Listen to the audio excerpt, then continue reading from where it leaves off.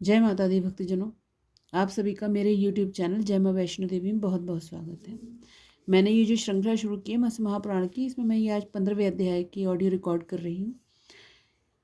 इसमें बहुत ही सुंदर यानी कहना चाहिए ये अध्याय है, जो हम लोग अक्सर कहते हैं ना पितृदोष, उसके निवारण ढूंढते रहते हैं और नहीं समझ में आता कि किस तरह से हमें ये श्राद्ध कार्य आदि करने चाहिए। तो उन सब चीज़ों की पूर्ण जानकारी इसमें दी गई है। तो इस अध्याय में हम जानेंगे कि पितृवर्ष का वर्णन क्या है, पीवरी का वृत्तांत क्या है तथा श्राद्ध विधि का कथन, यानी किस तरह से हमें श्राद्ध करना चाहिए और श्राद्ध में हम किन किन चीज़ों को दान दे सकते हैं। यदि आपको मेरा ये प्रयास पसंद आता है तो मेरे चैनल को सब्सक्राइब करें, ऑडियो को लाइक करें और ज़्यादा से ज़्यादा लोगों में शेयर करें। चलिए तो शुरू करते हैं आज का अपना ये 15वां अध्याय। पितृवंश का वर्णन, पीवरी का वृत्तांत तथा श्राद्ध विधि का कथन। सूत जी कहते हैं, ऋषियों, स्वर्ग में विभ्राज नामक अन्य तेजस्वी लोग भी हैं, जहाँ परम श्रेष्ठ उत्तम व्रतपरायण बहिर्षाद नामक पितृ निवास करते हैं, जहाँ मयूरों से युक्त हजारों विमान विद्यमान रहते हैं, जहाँ संकल्प के लिए प्रयुक्त हुए बहिर यानी कुश फल देने के लिए उन्मुख होकर उपस्थित रहते हैं, एवं जहाँ की अभ्युदयशालाओं में पितरों को श्राद्ध प्रदान करने वाले लोग आनंद मनाते रहते हैं। देवताओं और असुरों के गण, गंधर्वों और अप्सराओं के समूह तथा यक्षों और राक्षसों के समूह स्वर्ग में उन पितरों के निमित्त यज्ञ का विधान करते रहते हैं। महर्षि पुलस्त्य के सैकड़ों पुत्र, जो तपस्या और योग से परिपूर्ण, महान आत्मबल से संपन्न, महान भाग्यशाली एवं अपने भक्तों को अभय प्रदान करने वाले हैं, वहाँ निवास करते हैं। इन पितरों की एक मानसी कन्या थी, जो पीवरी नाम से विख्यात थी। उस योगिनी एवं योग माता पीवरी ने अत्यंत कठोर तप किया।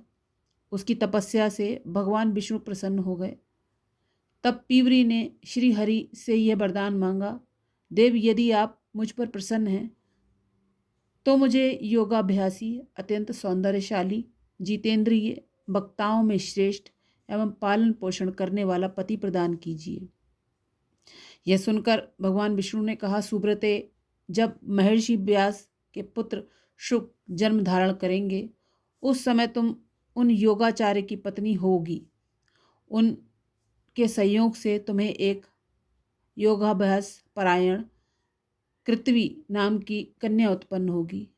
तब तुम उसे मानव योनि से उत्पन्न हुए पांचाल नरेश को समर्पित कर देना।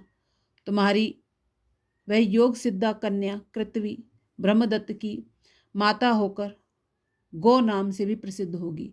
तदंतर कृष्ण, गौर, प्रभु और शंभु नामक तुम्हारे 4 पुत्र होंगे, जो महान आत्मबल से संपन्न एवं महान भाग्यशाली होंगे और अंत में परम पद को प्राप्त करेंगे। उन पुत्रों को पैदा करने के पश्चात तुम पुनः अपने योग बल से वर प्राप्त करोगी और अंत में मोक्ष प्राप्त कर लोगी। महर्षि वशिष्ठ के पुत्र रूप सुकाली नामक पितृ, जो सब के सब मानस नाम से विख्यात हैं, अत्यंत सुंदर रूप वाले और धर्म की मूर्ति हैं। वे सभी स्वर्गलोक से परे ज्योतिर्भाषी लोकों में निवास करते हैं, जहाँ श्राद्धकर्ता शूद्र भी संपूर्ण कामनाओं की पूर्ति करने वाले विमानों में विराजमान होकर क्रीड़ा करते रहते हैं। वहाँ क्रियानिष्ठ एवं भक्तिमान श्राद्धदाता ब्राह्मणों की तो बात ही क्या है। इन पितरों की गौ नाम की मानसी कन्या स्वर्गलोक में विराजमान है, जो शुक की प्रिय पत्नी और संध्याओं की कीर्ति का विस्तार करने वाली है। इसी प्रकार सूर्यमंडल में मरीचि गर्भ नाम से प्रसिद्ध अन्य लोक भी हैं, जहाँ अंगीरा के पुत्र हविष्मान नामक पितृ के रूप में निवास करते हैं। ये राजाओं यानी क्षत्रियों के पितृ हैं, जो स्वर्ग एवं मोक्ष रूप फल के प्रदाता हैं। जहाँ श्रेष्ठ क्षत्रिय तीर्थों में श्राद्ध प्रदान करते हैं, वे इन लोकों में जाते हैं। इन पितरों की एक यशोदा नाम की लोक प्रसिद्ध मानसी कन्या थी, जो पंचजन की श्रेष्ठ पुत्रवधू, अंशुमान की पत्नी, महाराजा दिलीप की माता और भगीरथ की पितामही थी। अभीष्ट कामनाओं एवं भोगों का फल प्रदान करने वाले कामदुग नामक अन्य पितृलोक भी हैं, जहाँ उत्तम व्रतपरायण सुस्वधा नाम वाले पितृ निवास करते हैं। वे ही पितृ प्रजापति कर्दम के लोकों में अजप्य नाम से प्रख्यात हैं। महर्षि पुलह के अंग से उत्पन्न हुए वैश्यगण उनकी भावना यानी पूजा करते हैं। श्राद्धकर्ता सभी वैश्यगण इन लोकों में पहुंचकर 10,000 जन्मांतरों में देखे और अनुभव किए हुए भी अपने हजारों माता, भाई, पिता, बहन, मित्र, संबंधी और बांधवों को एक साथ देखते हैं। इन पितरों की मानसी कन्या विरजा नाम से विख्यात थी, जो राजा नहुष की पत्नी और ययाति की माता थी। बाद में वह व्रतपरायण ब्रजा ब्रह्मलोक को चली गई और वहाँ एकाष्ट नाम से प्रसिद्ध हुई। इस प्रकार मैंने 3 पितृगणों का वर्णन कर दिया।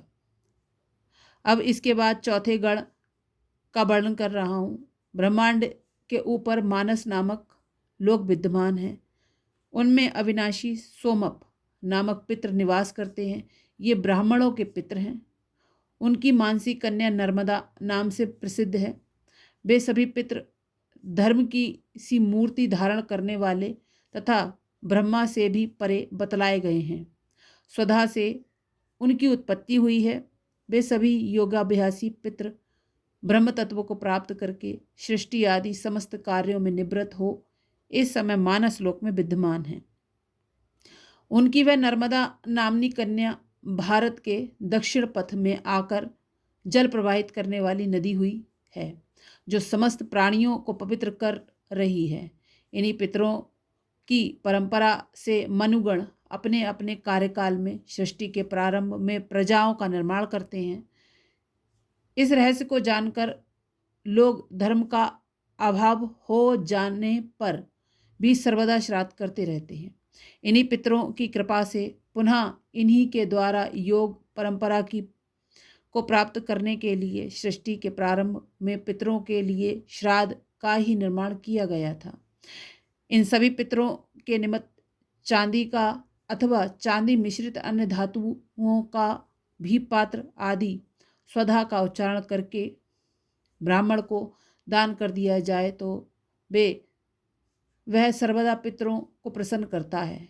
विद्वान यानी श्राद्धकर्ता को चाहिए कि श्राद्ध काल में प्रथमतः अग्नि, सोम और यम का तर्पण करे, उन्हें तृप्त करे और पितरों के उद्देश्य से दिया गया अन्न आदि अग्नि में छोड़ दे। अग्नि के अभाव में ब्राह्मण के हाथ पर, जल में, अजाकर्ण पर, अश्वकर्ण पर, गौशाला में अथवा जल के निकट डाल दें। पितरों का स्थान आकाश बतलाया गया है। उनके लिए दक्षिण दिशा विशेष रूप से प्रशस्त मानी गई है। प्राचीनाबीत यानी अपशब्द होकर यदि दिया गया जल तिल, स्वांग यानी शरीर का दाहिना भाग, डाव फल का गूदा, गोदुग्ध मधुर रस, खड़ग लोह, मधु, कुश, सावा, अगहनी का चावल, यव, तिन्नी का चावल, मूंग, गन्ना, श्वेत पुष्प और घृत, ये पदार्थ पितरों के लिए सर्वदा प्रिय और प्रशस्त कहे गए हैं। अब जो श्राद्ध कार्य में वर्जित तथा पितरों के लिए अप्रिय हैं, उन पदार्थों का वर्णन कर रहा हूँ। मसूर, शण यानी पेटुआ का बीज, सेम, काला उड़द, कुसुम का पुष्प, कमल, बेल या बिल्वपत्र, मदार, धतूरा, परिभद्र, नीम, देवदारू का पुष्प या पत्ता, अड़ूसे का फूल तथा भेड़ और बकरी का दूध। इन्हें पितृ कार्यों में नहीं देना चाहिए। पितरों से कल्याण प्राप्ति की इच्छा वाले पुरुषों को श्राद्ध कार्य में कोदो, उदार यानी गुलू के वृक्ष का पुष्प अथवा पत्ता, चना, कैथ, महुआ और अलसी यानी तीसी, इन पदार्थों का भी उपभोग नहीं करना चाहिए। जो भक्तिपूर्वक श्राद्धादि द्वारा पितरों को प्रसन्न करता है उसे पितृ भी बदले में हर्षित कर देते हैं। वे पितृगण प्रसन्न होकर समृद्धि, स्वर्ग, आरोग्य और संतान रूपी फल प्रदान करते हैं। इसीलिए देव कार्य से भी बढ़कर पितृ कार्य की विशेषता मानी जाती है तथा देवताओं से पूर्व ही पितरों के तर्पण की विधि बतलाई गई है। ये पितृ शीघ्र ही कृपा करने वाले, क्रोध रहित, शास्त्रविहीन, दृढ़ मैत्री युक्त, शांतात्मा, पवित्रता परायण, सदा प्रियवादी, भक्तों के प्रति अनुरुक्त और सुखदायक गृहस्थों के प्रथम देवता हैं। हविष्यान का भक्षण करने वाले इन पितरों के अधिनायक पद पर श्राद्ध के देवता रूप में सूर्य अधिष्ठाता माने गए हैं। इस प्रकार यह पितृवंश का वर्णन मैंने तुम लोगों को पूर्ण रूप से बतला दिया। यह पुण्य प्रदाता, परम पवित्र और आयु की वृद्धि करने वाला है। मनुष्यों को सदा इसका पठन पाठन करना चाहिए। इस प्रकार श्रीमद् महापुराण में पितृवंश वंशानुकीर्तन नामक 15वां अध्याय संपूर्ण हुआ। उम्मीद है आप सभी को ये अध्याय अच्छा लगेगा। बहुत सारी जानकारियाँ हैं जो हम इधर उधर लोगों से पूछते रहते हैं, वो सारी जानकारियाँ इसमें दी गई हैं।